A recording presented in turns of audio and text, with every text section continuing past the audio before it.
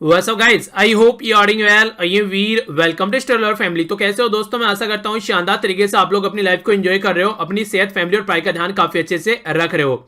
तो ये जो वीडियो है ये हर एक एग्जाम के लिए आप लोगों को फायदा पहुंचाने वाली है, चाहे आप लोग इंडिया के अंदर किसी भी एग्जाम की तैयारी क्यों ना कर रहे हो। यहाँ पर यूपीएससी या ईपीएफओ लिखा हुआ है, इसका मतलब ये नहीं कि बस इन्हीं एग्जाम में फायदा पहुंचाएगी। आप लोगों को ये स्टेट के जितने भी एग्जाम होते हैं उनके अंदर फायदा पहुंचाएगी, और किसी भी एग्जाम की आप लोग तैयारी कर रहे हैं ये एक अच्छा लेवल आप लोग का तैयार कर देगी, ताकि आप लोग उस एग्जाम में जाकर कंफर्टेबल फील करो। बस आप लोग एक छोटा सा काम करना है, जैसे ही स्क्रीन पर आप लोग क्वेश्चन दिखेगा, मेरे आंसर बताने से पहले एक बार खुद से उसको अटेम्प्ट कर देखिए। इससे ये होगा, अगर आप लोग उसको यहीं पर ही एक बार गलत कर लेंगे तो फिर एग्जाम में आप लोग उसको गलत नहीं करेंगे। सही होता है तो अच्छी बात है, गलत हो जाता है तो और भी अच्छी बात है। इसका मतलब ये होगा कि अब एग्जाम में आप लोग उसको याद रखोगे, क्योंकि गलती जो है नॉर्मली इंसान याद रख लेता है। तो इससे काफी अच्छा फायदा आप लोगों को देखने को मिलेगा। और इसी के साथ में वीडियो कंप्लीट होने के बाद में अपना स्कोर जरूर देखा कीजिए कि आप लोगों का स्कोर बढ़ रहा है या घट रहा है। अगर घट रहा है तो थोड़ा सा देखिए कहां पर कमी रह रही है, आप लोगों को उसके ऊपर किस तरीके से काम करना है, और बढ़ रहा है तो फिर अच्छी बात है, और अच्छे से आप लोगों को फोकस देकर आगे बढ़ना है। और वीडियो सुनने के बाद में लगेगा कि पीडीएफ आप लोगों को चाहिए तो टेलीग्राम से जाकर इसको डाउनलोड कर लीजिएगा, लिंक वीडियो के नीचे आप लोगों को इसका डिस्क्रिप्शन बॉक्स में मिल जाएगा। ओके, तो आइए आज का डिस्कशन स्टार्ट करते हैं बिना किसी देरी के। आज का फर्स्ट क्वेश्चन देखते हैं। सबसे पहले क्वेश्चन में बात की जा रही है वर्ल्ड फूड प्रोग्राम के बारे में। वर्ल्ड फूड प्रोग्राम को अगर आप लोग देखते हैं, इसको WFP के नाम से भी इसको पुकारा जाता है। पूछा गया है कौन सी स्टेटमेंट करेक्ट है इसके बारे में। सबसे पहले बोला गया वर्ल्ड फूड प्रोग्राम, यहां पर ये फूड असिस्टेंस ब्रांच है वर्ल्ड बैंक की, पहली स्टेटमेंट। दूसरी स्टेटमेंट में बोला गया World Food Programme world largest humanitarian organisation है, जो कि एड्रेस करती है हंगर और जो प्रमोट करती है फूड सिक्योरिटी को। यानी कि एक तरीके से आप लोग बोल सकते हैं कि एक तरीका मानवीय संगठन है जो कि भूखमरी को किस तरीके से रोका जा सकता है उसके बारे में फोकस देकर चलता है। एम इसका यहां पर यह भी रहता है कि किस तरीके से जो डिजीज है, इनकी बीमारी है, उसको कंट्रोल करना है, जैसे HIV और एड्स वगैरह तक का यहां पर कंट्रोल करने की बात करते हैं यहां पर ये वर्ल्ड फूड प्रोग्राम। सही स्टेटमेंट कौन सी है? ए में बोला गया 1 and 2, बी में बोला गया 1 and 3, सी में बोला गया 2 only, डी में बोला गया 2 and 3। सही आंसर क्या है? ABCFD। सही आंसर है यहां पर इसका डी, यानी कि सेकंड और थर्ड स्टेटमेंट करेक्ट है। फर्स्ट स्टेटमेंट में गलत क्या है? तो डायरेक्ट एक क्वेश्चन आप लोगों से ये भी बन सकता है कि वर्ल्ड फूड प्रोग्राम यहां पर किसकी ब्रांच है? तो वर्ल्ड फूड प्रोग्राम यहां पर यूनाइटेड नेशन यानी कि यूएन की ब्रांच है। और यूएन में कितने मेंबर है? टोटल 193 मेंबर है। तो यहां पर जो पैसा आता है इसके लिए बेसिकली जो अलग अलग जो गवर्नमेंट है, यहां पर गवर्नमेंट ऑर्गेनाइजेशन है वर्ल्ड की, इसी के साथ में कॉर्पोरेशन, प्राइवेट डोनर, तो यहां से पैसा निकल कर आता है। ठीक है, तो एक तरीके से आप लोग बोल सकते हैं अलग अलग जो साधन है वहां से पैसा इकट्ठा किया जाता है। वर्ल्ड फूड प्रोग्राम जो था ये बोर्न किया गया था, यानी कि पैदा हुआ था, यानी कि बनाया गया था 1961 में। 1961 में विजन ये था कि कोई पर्सन या फिर वुमेन या फिर बच्चा कम से कम एक लाइफ जीने के लिए जो खाने की जरूरत होती है, तो कम से कम इतना खाना उस पर्सन को प्रोवाइड कराया जा सके। ये बेसिक थीम थी। कहने का मतलब है, शॉर्ट फॉर्म में बोलूं तो कोई पर्सन भूखा ना सोए। और इसी को ध्यान में रखते हुए आप लोग देखते हैं सस्टेनेबल डेवलपमेंट गोल में जो गोल सेकंड है जीरो हंगर के बारे में बात करता है, तो ये भी काफी इंपॉर्टेंट है यहां पर कि जीरो हंगर, यानी कि कोई भी भूखा नहीं सोना चाहिए। तो ये भी यहां पर आप लोग इसको नजर डाल सकते हैं। बाकी ये सारी बातें हैं यहां पर, ये HIV प्रॉब्लम, ये सारी चीजों को भी यहां पर टैकल करने की कोशिश करता है वर्ल्ड लेवल पर। आंसर डी हो गया। आगे बढ़ते हैं। नेक्स्ट क्वेश्चन यहां पर एक तरीके यहां पर ये कैंपेन है जो कि अवेयरनेस फैलाने के लिए यहां पर यूज किया जाता है, जिसको बोलते हैं हर मेड पर पेड़। तो यहां पर ये कैंपेन किससे रिलेटेड है? पहली बात की जा रही है increase dense forest cover area, यानी कि फॉरेस्ट एरिया को बढ़ाने के लिए, promote export of the agriculture product. तीसरा बोला गया tree plantation with agriculture crop. चौथा बोला गया इंक्रीजिंग बायोफ्यूल प्रोडक्शन। तो सही स्टेटमेंट यहां पर क्या है आप लोगों के हिसाब से? ABCFD। सही आंसर है यहां पर इसका सी। देखिए हमारी कंट्री में एक टारगेट है कि 2022 तक हम लोगों को किसानों की इनकम डबल करनी है। तो किसानों की इनकम डबल करने के लिए अलग अलग साधन सजेस्ट किए जा रहे हैं गवर्नमेंट के द्वारा। उनमें से एक साधन ये भी है, अगर कोई खेत है, खेत में आप लोग कोई सामान उगा रहे हैं, तो उस खेत में आप लोग सामान उगाइए, पर लेकिन जो यहाँ पर इसकी जो मेड होती है, यहाँ पर जो बेसिकली ये पर्टिकुलर एरिया होता है, वहां पर आप लोग पेड़ लगा सकते हैं। पेड़ लगाकर मान लीजिए जब वो बड़े हो जाएंगे, काट कर उनको बेचा जा सकता है। फल फ्रूट आएंगे तो उनके फल फ्रूट बेचे जा सकते हैं। तो ऑल्टरनेटिव इनकम प्रोवाइड कराने की कोशिश की जा रही है किसानों को। तो किसानों को यहाँ पर प्लांटेशन विद एग्रीकल्चर क्रॉप, तो इससे फायदा ये होगा कि एक आप लोग बोल सकते हैं एक साइड में उन्हें कहते हैं एक जो पार्ट टाइम जॉब टाइप की बोल देते हैं आप लोग, कि यहां थोड़ा पैसा मिल जाएगा, तो यहां से भी कम से कम किसानों को कुछ फायदा हो जाएगा। तो ये काफी इंपॉर्टेंट कैंपेन है जो कि डायरेक्ट क्वेश्चन आप लोगों से बन सकता है।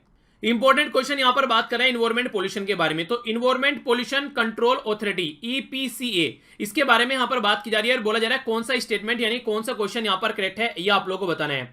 तो इसके बारे में पहली स्टेटमेंट बोली जा रही है ईपीसीए यानी कि इन्वायरमेंट प्रोटेक्शन कंट्रोल अथॉरिटी ये कॉन्स्टिट्यूट की जाती है, जिसका ऑब्जेक्टिव ये है प्रोटेक्ट करने के लिए और इंप्रूव करने के लिए जो क्वालिटी ऑफ इन्वायरमेंट होता है और कंट्रोल करने के लिए पोल्यूशन। तो इसके लिए यहां पर इसको बनाया जाता है कंट्री में, यानी कि कंट्री में यहां पर बेसिक फोकस ये रहता है कि इसको कंट्रोल किया जा सके, इसके तहत ये बनाई गई है। ये जो नोटिफाई करती है इन्वायरमेंट मिनिस्ट्री हमारी कंट्री में अंडर जो इन्वायरमेंट प्रोटेक्शन एक्ट है 1986 यानी कि 1986 का, उसके हिसाब से इसके द्वारा काम किया जाता है। करेक्ट स्टेटमेंट यहां पर क्या है?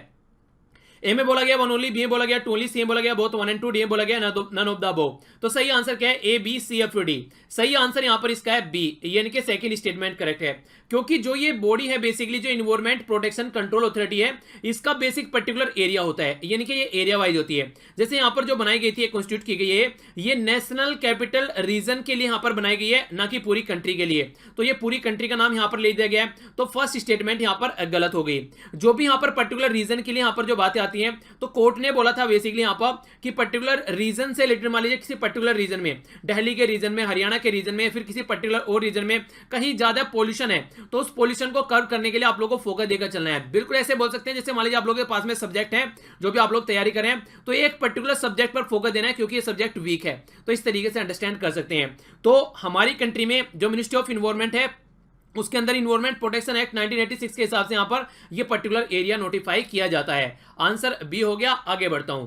नेक्स्ट एक इंपॉर्टेंट प्रोग्राम है, यहां पर डायरेक्ट भी आप लोगों से क्वेश्चन बन सकता है कि जो दीक्षा आरंभ प्रोग्राम है ये किस पर्टिकुलर मिनिस्ट्री से रिलेटेड है या फिर किस पर्टिकुलर फील्ड से रिलेटेड है।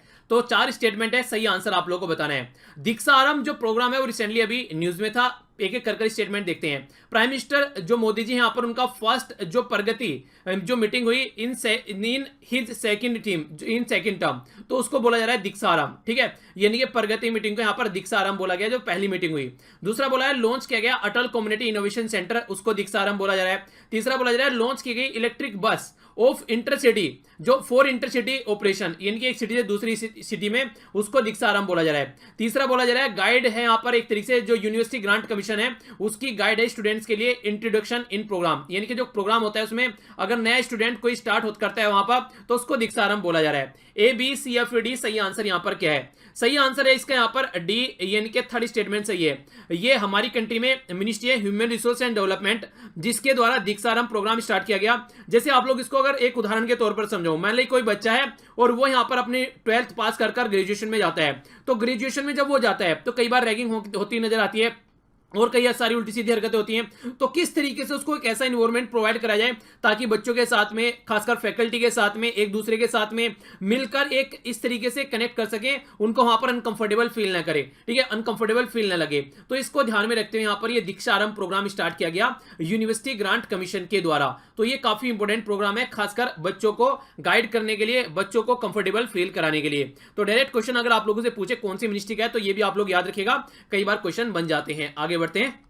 नेक्स्ट इंपॉर्टेंट क्वेश्चन यहां पर बात कर रहा है संघाई कॉर्पोरेशन ऑर्गेनाइजेशन के बारे में। तो एससीओ जिसको आप लोग शॉर्ट फॉर्म में बोलते हैं, कौन सी स्टेटमेंट इसके बारे में करेक्ट है, ये आप लोगों से पूछा गया है। पहली स्टेटमेंट में बोला गया संघाई कॉर्पोरेशन ऑर्गेनाइजेशन एक परमानेंट इंटर गवर्नमेंटल यहां पर इंटरनेशनल ऑर्गेनाइजेशन है, जो कि 2001 में बनाई गई थी। पहली स्टेटमेंट है यहां पर ये। दूसरी स्टेटमेंट में बोला गया कि all Asian country are the member of Shanghai corporation organisation. तीसरी स्टेटमेंट है यहां पर Bishkek declaration was finalised in 19th Shanghai corporation summit. तो कौन सी स्टेटमेंट करेक्ट है ये बताना है। ए में बोला गया 1 ओनली, बी में बोला गया 1 एंड 3, सी में बोला, ए में बोला गया 1 एंड 2, बी में बोला गया 1 एंड 3, सी में बोला गया 2 एंड 3, डी में बोला गया 1, 2 एंड 3। सही आंसर यहां पर क्या है? A B C F D. सही आंसर है इसका यहां पर बी, यानी कि 1 एंड 3 स्टेटमेंट सही है। संघाई कॉर्पोरेशन ऑर्गेनाइजेशन जो बनाई गई थी 2001 में, ठीक है, तो ये फाउंड की गई थी, एक मिलिट्री ऑर्गेनाइजेशन है जो कि इंपॉर्टेंट है। इसको कई बार नेटो जो कि वेस्टर्न वर्ल्ड की ऑर्गेनाइजेशन है, एक मिलिट्री ऑर्गेनाइजेशन, उसका अल्टरनेटिव इसको देखा जाता है एशियन वर्ल्ड में, ठीक है। तो ये इंपॉर्टेंट यहां पर है।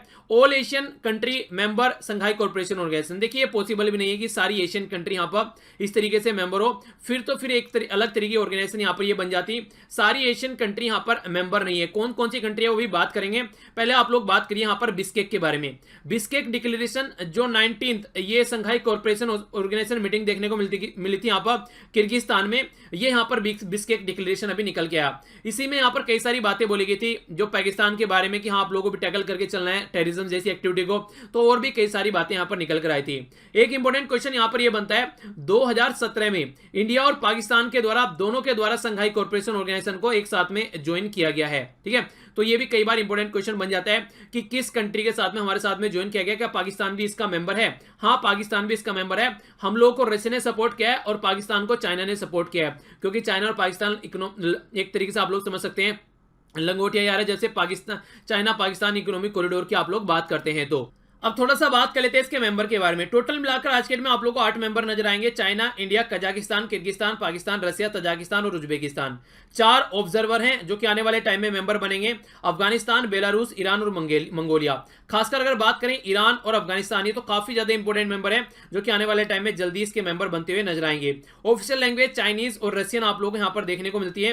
तो ये कई सारे क्वेश्चन जो आप लोगों से पूछ ले जाते हैं। और देखिए एक इंपॉर्टेंट जो क्वेश्चन है वो ये है, संघाई कॉर्पोरेशन ऑर्गेनाइजेशन इसका नाम है, पर लेकिन जो हेडक्वार्टर है वो यहाँ पर कहां पर है इसका, वो है बीजिंग के अंदर। ठीक है, चाइना की कैपिटल बीजिंग। संघाई एक इंपॉर्टेंट सिटी है चाइना की, तो दोनों में कंफ्यूज नहीं होना है। आगे बढ़ता हूं। नेक्स्ट इंपॉर्टेंट एक स्कीम के बारे में बात की जा रही है जिसको बोला जा रहा है यहाँ पर विंडरस स्कीम, विंडरस योजना। ये किससे रिलेटेड है, कौन सी कंट्री से रिलेटेड है? रशिया, चाइना, जापान या फिर यूके? ए बी सी या फिर डी?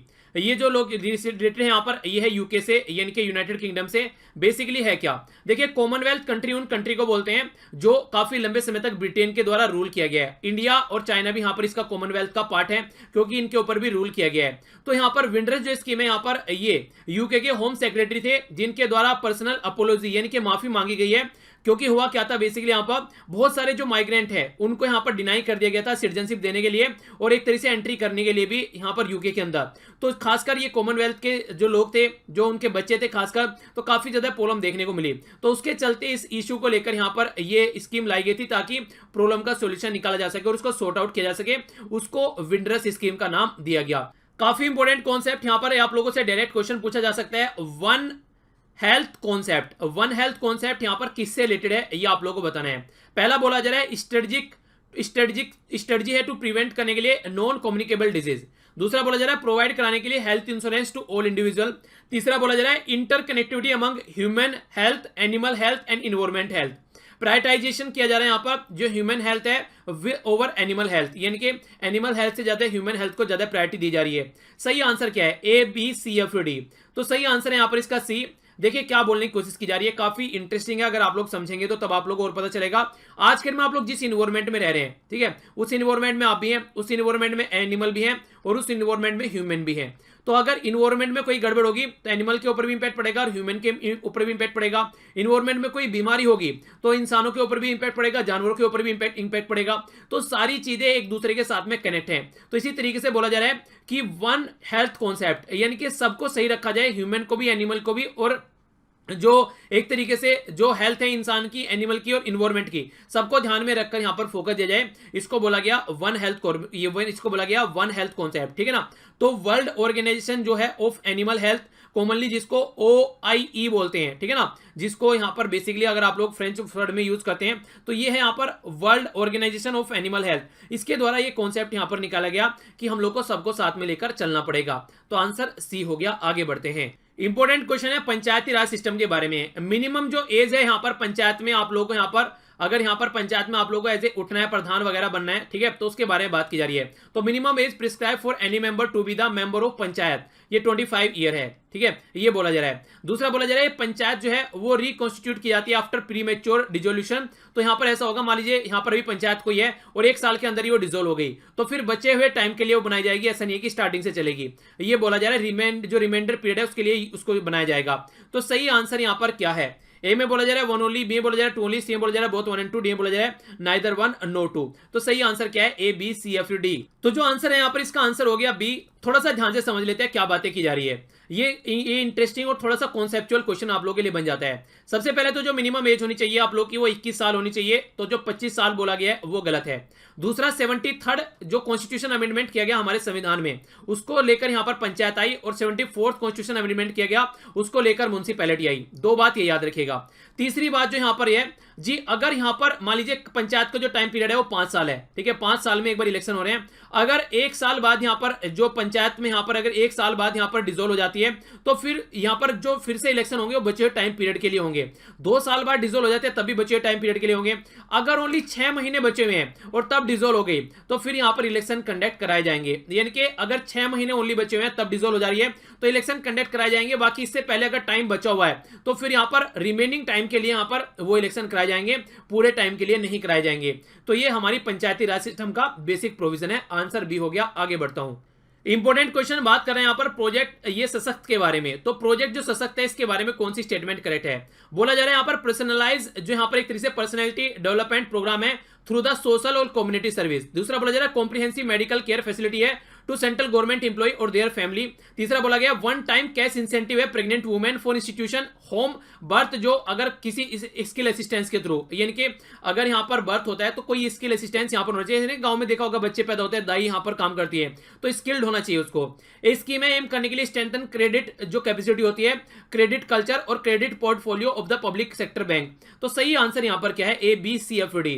सही आंसर है यहां पर इसका डी, यानी कि प्रोजेक्ट जो सशक्त है वहां पर वो इसलिए है ताकि हमारी कंट्री में देखिए क्या होता है, खासकर अगर बैंक से कोई लोन लेने जाता है, एक तो सबसे पहली बात यह आसानी से लोन नहीं मिलता है, ठीक है। दूसरी बात यहां पर यह बहुत सारे लोग बैंक से लोन भी लेने नहीं जाते हैं। तो किस तरीके से हम लोग एक तरीके से ऐसा काम कर सकते हैं ताकि लोग यहां पर बैंक से लोन लेने भी जाएं और बैंक आसानी से लोन भी दे सकें। तो उसको सशक्त करने के लिए ताकि जो क्रेडिट कैपेसिटी है बैंक की वो बढ़ाई जा सके, क्रेडिट कल्चर बढ़ाई सके, यानी कि बैंक से लोन लेने वाले और देने वाले दोनों यहां पर अच्छी सी चीजों को एंजॉय करें और एक तरीके से आप लोगों को यहां पर लेके चलना है, सार्वजनिक तरीके से इस योजना को आगे बढ़ाना है, ठीक है। तो इस तरीके से पोर्टफोलियो होता है ना कि हाँ ये इस मिनिस्टर के पास में कौन सा पोर्टफोलियो है कि होम मिनिस्ट्री है, तो इस तरीके से पर्टिकुलर फील्ड में यहां पर पब्लिक सेक्टर बैंक को इंप्रूव हम लोग को करना है। तो इसके लिए है प्रोजेक्ट सशक्त यहां पर। ओके आगे बढ़ते हैं। इंपॉर्टेंट क्वेश्चन है और एग्जाम में पूछा जा चुका है यहां पर ये लाइफाई के बारे में। लाइफाई आप लोगों को कुछ समझ में आ रहा होगा, वाईफाई जैसा, ठीक है, उसी से कनेक्टेड है यहां पर। ये लाइफाई रिसेंटली अभी न्यूज में था, कौन सी स्टेटमेंट करेक्ट है बताइए?